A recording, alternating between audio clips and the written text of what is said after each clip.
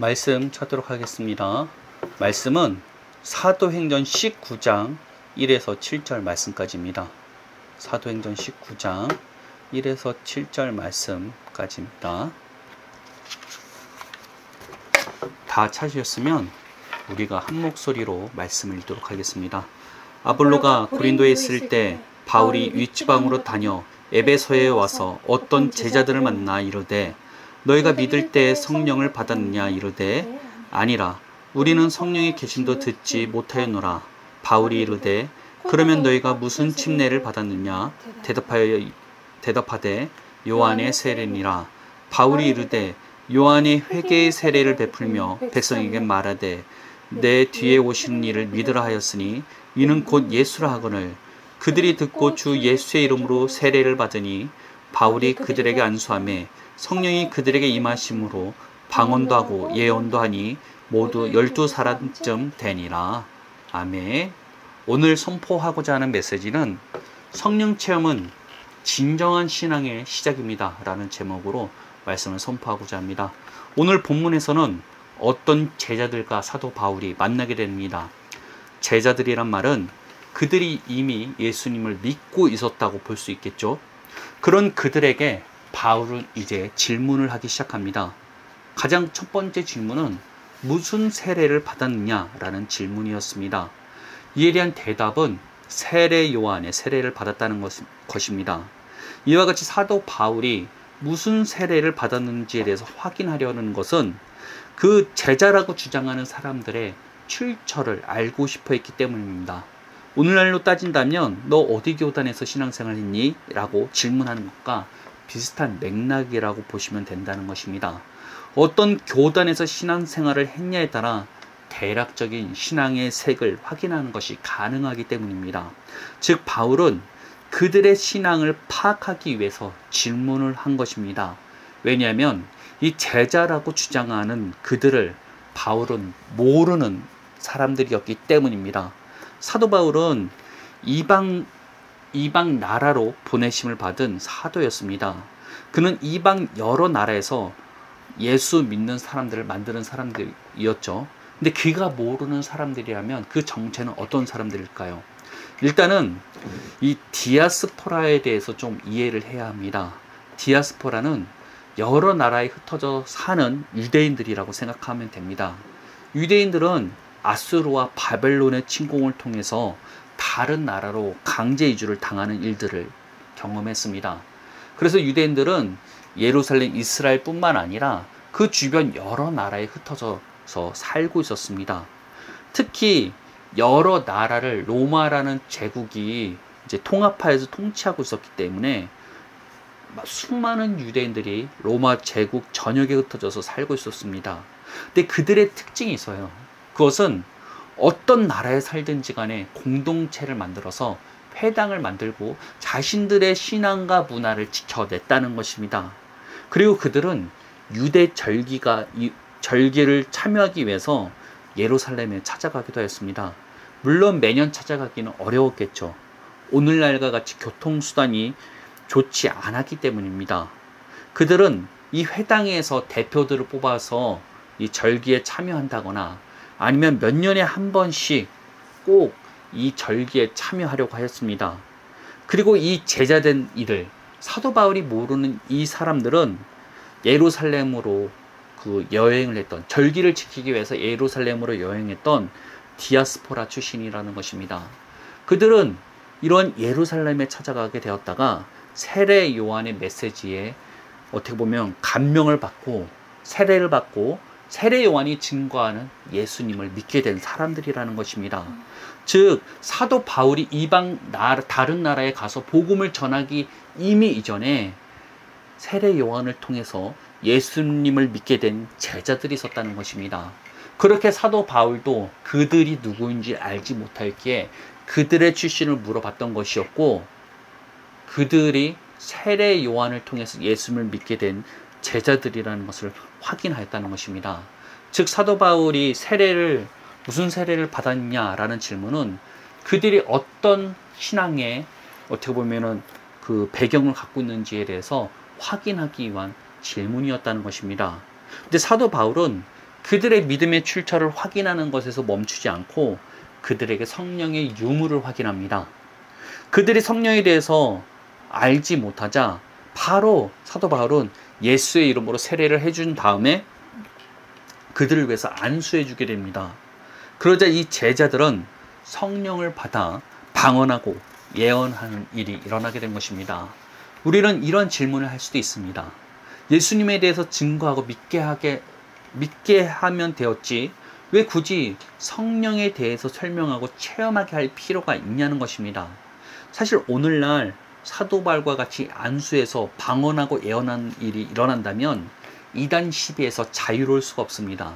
왜냐하면 교회 안에 은사 중단론이라는 신학이 존재하고 있기 때문입니다. 그것은 사도시대 때 성령의 은사가 중단되었다는 주장입니다. 왜냐하면 성경의 완성으로 인해 모든 은사는 폐해졌고 필요 없다는 것이죠. 그러나 우리가 반드시 알아야 하는 것은 성령은 복음의 핵심이라는 것입니다. 예수 믿으면 그냥 우리 안에 내주하시며 아무것도 안 하시는 분이 아니라 하나님의 약속들을 직접 성취해 나가시는 것이 성령 하나님이 되신다는 것입니다. 그렇게 사도 바울이 성령에 대해서 알려줄 뿐 아니라 그 성령을 체험할 수 있도록 안수까지 해주었던 것은 그들이 이 성령 하나님께서 어떤 약속들, 이 성령 하나님을 체험하게 함으로써 하나님의 약속이 성취되는 것을 경험하게 하기 위한 목적이 있다는 것입니다. 그렇기에 우리는 이 성령 하나님께서 도대체 어떤 약속들을 성취해 나가는지에 대해서 알 필요가 있습니다. 도대체 어떤 일들을 행하시기에 성령 하나님께서는 복음의 핵심이 되실 수 있는 것일까요? 가장 첫 번째, 성령 하나님께서는 우리가 하나님과 교통하는 것을 가능하도록 만들어 주신다는 것입니다. 말씀을 제가 읽어 드리도록 하겠습니다. 요엘서 2장 28에서 29절 말씀입니다. 그 후에 내가 내 영을 만민에게 부어주리니 너희 자녀들이 장래일을 말할 것이며 너희 늙은이는 꿈을 꾸며 너희 젊은이는 이상을 볼 것이며 그때에 내가 또 내 영을 남종과 여종에게 부어줄 것이며 장래일을 말하고 꿈을 꾸며 이상을 보는 것은 구약 선지자들의 특징입니다. 선지자는 하나님께서 특별히 선택한 사람들이죠. 그만큼 소수의 사람들이었습니다. 그런데 요엘서에서는 만민에게 하나님의 영이 부어지는 때가 시작되게 될 것이라는 것입니다. 이는 모든 믿는 사람들이 과거 선지자와 같이 하나님과 교통하는 때가 시작될 것이라는 것입니다. 이는 모든 믿는 자들이 그렇게 오순절 성령 강림이 일어나서 사람들이 방언하게 되자 그것을 본 사람들은 굉장히 놀라고 조롱하죠. 이에 베드로는 그들이 성령의 강림을 경험하고 방언을 하게 되는 것은 이러한 요엘 선지자의 예언이 성취되었음을 선포하는 것입니다. 이와 같이 성령의 오심은 우리가 하나님과 교통하는 것을 가능하도록 만들었다는 것입니다. 과거 특별한 사람들만이 하나님과 교통하였던 것들이 이제는 모든 믿는 사람들이 모두 하나님과 교통하고 교제하는 때가 시작되었다는 것입니다. 그렇게 성령을 받아 성령의 나타나심이 일어나는 것들을 부정한다는 것은 하나님께서 구약 때부터 약속해 오던 것을 부정하는 것과 같다는 것입니다. 분명 사도행전에서는 성령을 경험하는 사람들이 얌전하게 믿지는 않았습니다. 방언을 받고 예언도 하며 여러 가지 성령의 은사와 나타남들을 경험하였다는 것입니다. 그리고 그러한 그들의 모습이 정상적으로 보이지를 않았는지 사람들은 대낮부터 술 취했냐고 조롱까지 하게 됩니다. 그러나 사도 베드로는 요엘서의 말씀이 성취되었음을 확증해 주었죠. 과거 선지자들이 했던 것 같은 모든 믿는 자들이 하나님을 체험하는 때가 왔다는 것을 말하는 것입니다. 그렇게 우리들은 예수 믿고 내주하시는 성령 하나님으로 만족하는 것을 넘어서서 성령 체험을 경험하는 것까지 나가야 한다는 것입니다. 물론 성령 체험만 강조하는 것은 문제가 있습니다. 왜냐하면 성령 체험을 하도록 허락하신 하나님의 목적은 우리가 하나님과 직접적인 교제를 할 수 있도록 하기 위한 목적을 갖고 있기 때문입니다. 즉 우리가 추구해야 하는 것은 하나님의 음성을 듣고 하나님의 인도움을 받는 것에 초점을 맞춰야 된다는 것입니다. 그것이 정말 우리에게 성령을 허락하시고 성령 체험을 하게 하기 위한 진짜 목적이라는 것입니다. 이것은 무척 중요하죠. 왜냐하면 이러한 성령 체험을 통한 하나님과의 교제가 율법의 목적을 이루는 한 방편이 되기도 하기 때문입니다. 율법이 주어진 목적이 무엇입니까? 그것은 하나님을 사랑하고 이웃을 사랑하는 것이라 할 수 있습니다. 근본적으로 말한다면 하나님과의 관계 회복을 위해서 주어진 것이 사실은 율법이었다는 것입니다. 그런데 인간이 율법을 완벽하게 지키는 것이 가능했을까요? 율법은 분명 선한 것을 제시하고 말하지만 인간을 거룩하게 만들지 못하였기 때문에, 율법은 사람을 거룩하게 만들지 못하였기 때문에 진짜 그 율법의 목적을 온전히 이루지 못했다는 것입니다. 그런데 예수님께서 인간의 죄를 대신하여 인간을 의롭게 만들어 버렸습니다. 당연히 인간이 의롭게 되었으니 성령 하나님께서 인간에 내주하시는 것이 가능하게 되었다는 것입니다. 그리고 그 성령 하나님을 통해서 인간과 하나님이 다시 교제하는 것이 가능하게 되었다는 것입니다. 사랑이란 교제 없이 이루어질 수는 없습니다. 성령 하나님을 통해서 우리가 주님의 음성을 듣고 주님과 가까워지는 것 자체가 어떻게 보면은 하나님과 가까워지는, 하나님과 사랑의 관계로 발전되어질 수 있는 원래 율법의 목적을 이루는 것이라 할 수 있다는 것입니다. 그렇게 성령 하나님께서는 복음의 핵심이 되실 수밖에 없다는 것입니다. 우리는 성령 하나님을 통해서 나타나는 성령 체험을 두려워서는 안 되며 더욱더 체험하고자 해야 한다는 것입니다. 그러므로 직접 요엘서 말씀의 성취를 우리는 모두 경험해야 한다는 것입니다. 그래 율법의 목적대로 하나님을 사랑하는 일이 가능해지게 되어 있다는 것입니다. 그런데 이런 성령 체험을 받기 위해서 우리에게 엄청난 큰 것을 요구한 것도 아니라는 것입니다. 사도 바울을 만난 제자들도 복음을 듣고 안수를 받았을 뿐이라는 것입니다. 저희 첫 사역은 주일학교 사역에서부터 시작을 했습니다. 저희는 아이들에게 설교할 때 오늘날도 성령의 역사가 성경에서 나오는 것과 같이 동일하게 나타난다고 가르쳐 왔습니다. 그리고 꾸준히 점심 식사를 마친 후에는 아이들과 기도하는 시간을 가졌죠. 그리고 여름 성경학교가 되었을 때 집중적으로 기도하는 시간을 가졌습니다. 어떤 일이 일어났을까요? 아이들 대부분이 방언하고 환상을 보며 주님의 음성을 듣는 일들이 일어났다는 것입니다. 뭔가 대단한 것들을 아이들에게 시킨 것이 아닙니다. 아이들에게 말씀대로 가르치고 믿게 만들어 놓으니 자연스럽게 성령을 체험하게 되었다는 것입니다. 즉 이러한 성령 체험은 오늘날도 일어날 수 있음을 우리도 믿는다면 반드시 경험할 수 있다는 것입니다. 우리가 믿음으로 반응하여 하나님께서 약속하신 것을 찾을 때 반드시 경험하게 되는 것이 성령 체험이라는 것입니다. 아직 성령 체험을 경험하지 못했다면 반드시 받으시길 바랍니다. 우리가 믿음으로 반응하여 하나님께 기도한다면 반드시 하나님께서는 허락하실 것입니다. 그리고 이런 성령 체험은 마중물과 같이 부어져서 하나님에 대해서 더욱더 사모하게 되고 하나님과 교통하도록 만들어질 것이라는 것입니다. 이것이 율법의 목적을 이루는 한 방편이 된다는 것입니다.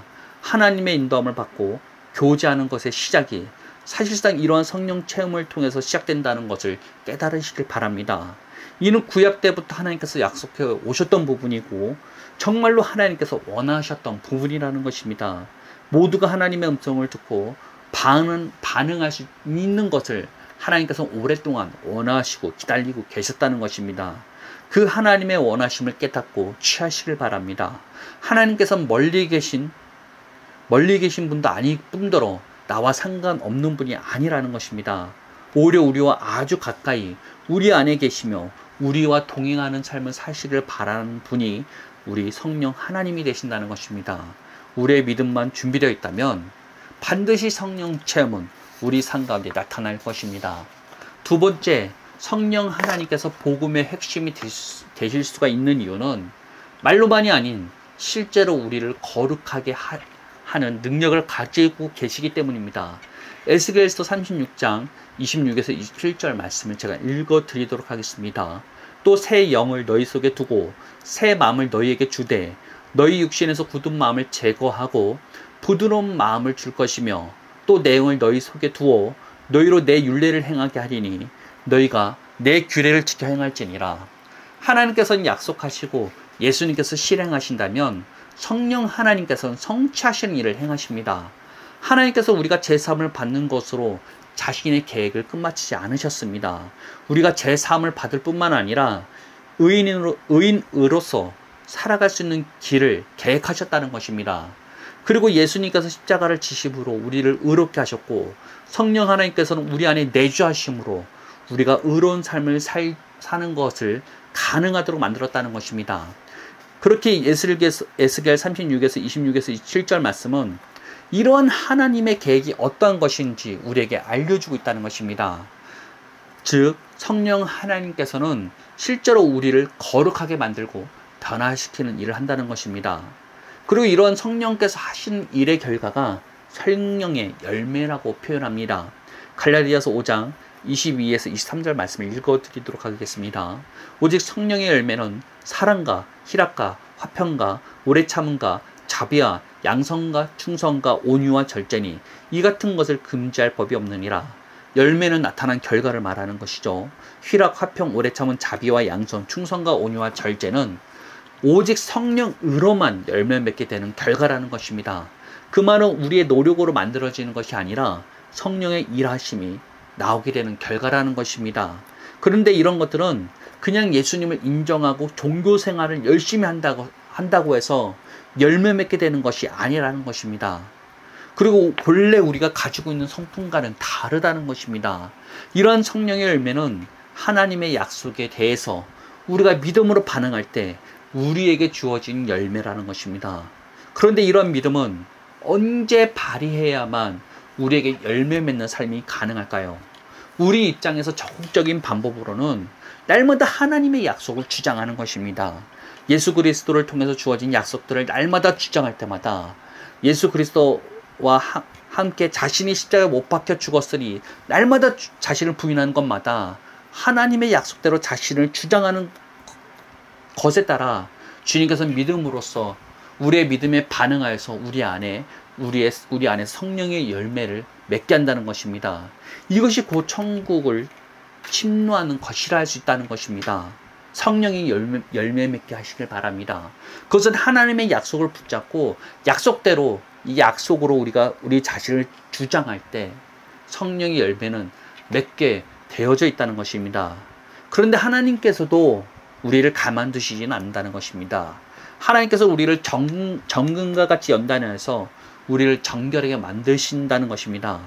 우리가 정결하면 정결해질수록 더욱더 하나님을 알아가는 눈이 크게 열리게 되어 있습니다. 그렇게 하나님께서 우리에게 여러 가지 사건과 어려움들을 허락하십니다. 예수 믿고 복받고 성공하면 좋겠는데 의외로 예수 믿으면 그 반대되는 일들이 우리를 찾아오게 된다는 것입니다. 꼭 율법을 지키지 않으면 찾아오는 저주가 우리 삶 가운데 임한 것과 같이 일어난다는 것입니다. 나가도 저주받고 들어가도 저주받으며 떡반죽 그릇도 저주받는 일들이 우리 삶 가운데 나타나는 것입니다. 물론 모든 믿는 사람마다 하나님께서 다루시는 연단이 차이가 있죠. 모두가 쫄딱 망한다기보다는 형통한 삶을 사는 것 같이 보인다 할지라도 그 가운데 갈등과 어려움들을 반드시 경험하게 되어 있다는 것입니다. 그리고 이런 사건을 통해서 하나님께서는 우리 안에 감추인 것들을 드러나게 만들어 버립니다. 평소라면 절대 알 수 없는 것들을 우리 안에 있는 감추인 본성들을 드러나게 한다는 것입니다. 또는 우리 스스로 넘어가기 어려운 환경과 상황을 경험하게 만드십니다. 왜냐하면 이런 사건들을 통해서 우리를 연단시키는 것입니다. 그런데 하나님께서 허락한 연단에 우리가 믿음으로 반응하지 못한다면 이것은 그냥 고생으로 끝날 뿐이라는 것입니다. 반드시 믿음으로 반응해야만 한다는 것입니다. 우리 삶 가운데 연단이 찾아올 때 그냥 참고 인내해서 될 게 아니라는 것입니다. 물론 참고 인내를 해야죠. 그런데 약속을 믿음으로 붙잡고 참고 인내해야 한다는 것입니다. 나의 숨겨진 본성이 드러날 때마다 예수님 안에서 자기를 믿음으로 부인하고 하나님께서 예수님을 통해서 허락하신 약속으로 자기를 주장할 때 성령 하나님께서는 우리 안에 열매 맺게 하신다는 것입니다. 우리 안에 숨은 그 잘못된 것들을 뽑아내시고 하나님의 것으로 교체하는 일들을 행하신다는 것입니다. 내가 감당하기 어려운 상황이 우리 삶 가운데 찾아올 때 자신의 죽음을 믿음으로 받아들이고 하나님의 나라에 이미 이루어진 것을 믿음으로 그리며 선포할 때 우리는 하나님의 나라를 권능으로 경험하게 된다는 것입니다. 연단을 통한 어려움은 하나님께서 괜히 허락하신 것이 아닌 것입니다. 이 연단을 통해서 우리를 정금과 같이 비서지게 하기 위한 목적을 가지고 계신다는 것입니다. 그렇게 연단이 연단되게 하기 위해서는 반드시 약속에 대한 믿음이 필요합니다. 성령 하나님께서는 약속을 근거로 믿음에 반응하여서 일하시기 때문입니다. 그렇게 성령 하나님께서는 복음의 핵심이 되십니다. 하나님의 약속이 실제되게 하기 위한 가장 핵심이 성령 하나님이 되신다는 것입니다. 그리고 그러한 성령 하나님께서는 모든 믿는 자들에게 선물로 주어졌다는 것입니다. 우리가 느끼든 못 느끼든 간에 우리 안에 거주하시며 우리와 함께 하신다는 것입니다. 그렇게 우리는 항상 약속을 믿음으로 붙잡아야 합니다. 하나님의 말씀대로 생각하고 행동할 수 있을 정도로 말입니다. 마지막으로 정리하도록 하겠습니다. 사도 바울이 제자라고 하는 사람들에게 성령을 받았냐 질문한 이유는 성령께서 복음의 핵심이 되시기 때문입니다. 성령을 체험하지 못하고 믿지 못한다면 하나님의 약속이 실제가 되지 않기 때문입니다. 그렇게 사도 바울은 그들에게 성령에 대해서 알려주고 그들이 직접 체험할 수 있도록 안수까지 해주었던 것입니다. 그들이 직접 느끼고 경험해야만 하나님의 인도함을 온전히 받을 수 있고 믿음으로 반응할 수 있기 때문입니다. 성령은 복음의 핵심입니다. 왜냐하면 하나님과 교제하는 것을 가능하게 만들 뿐만 아니라 성령 하나님께서 하나님의 약속을 실제가 되도록 하시기 때문입니다. 우리가 성령 하나님 앞에 믿음으로 온전히 반응한다면 하나님과 교제하는 것이 가능해지며 말씀대로 거룩해지는 것이 가능하다는 것입니다. 그것이 율법의 목적하던 바를 이루는 것입니다. 우리에 대한 하나님의 본래 목적인 하나님을 사랑하며 동행하는 삶이 가능해지게 되어 있다는 것입니다. 이 모든 것이 성령의 일하심을 통해서 이루어진다는 것입니다. 그렇게 성령을 멸시하지 마시길 바랍니다. 성령의 은사를 무시하는 잘못된 생각에서 벗어나야만 한다는 것입니다.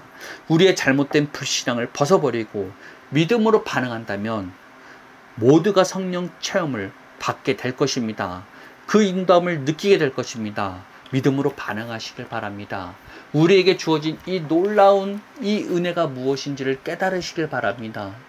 우리가 이것을 깨닫고 믿음으로 구할 때 우리는 진짜 이 복음의 약속들이 말로만이 아닌 능력으로 우리의 삶 가운데 나타난 것을 반드시 경험하게 될 것입니다. 아직 성령 체험을 받지 못하셨습니까? 성령 체험을 위해서 간구하시길 바랍니다. 이 일을 통해서 하나님과 더욱더 교제하시고 하나님의 인도함을 받는 삶이 가능해지게 될 것입니다.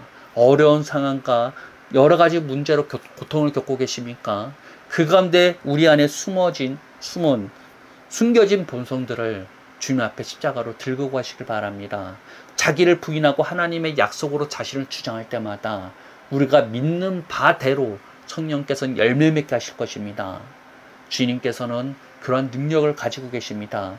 그 능력 있는 성령께서 이미 우리에게 임하시고 계신다는 것입니다. 믿음으로 주님 앞에 나아감으로 성령 체험을 받고 하나님과 교제하며 하나님께서 우리가 늘 인도하시고 우리의 삶을 주관하신 것을 믿음으로 말미암아 날마다 거룩해질 수 있는 성도님들 되시기를 예수님의 이름으로 축복하겠습니다. 기도하겠습니다. 하나님 감사합니다. 우리에게 놀라운 선물 성령 하나님을 허락하신 것에 감사드립니다. 우리 안에 그냥 내주하고 계실 뿐만 아니라 우리가 하나님과 교통하는 것이 가능하게 만들며 우리를 거룩하게 하시는 분이심을 믿습니다. 날마다 우리가 믿음으로 반응하오니 우리 가운데 역사하셔서 우리를 바꿔가 주옵소서. 진짜 우리가 하나님을 사랑하고 하나님을 나타내는 자로서 성장해 나갈 수 있도록 우리를 이끌어 주옵소서. 우리를 통해서 하나님 나라의 통치가 이루어지길 원합니다. 우리를 통해서 우리의 가정과 직장과 우리가 있는 모든 공동체 가운데 하나님의 통치를 경험하게 하여 주옵소서. 날마다 우리와 함께 하시며 우리를 인도하신 주님께 감사드리며 예수님의 이름으로 기도드립니다. 아멘.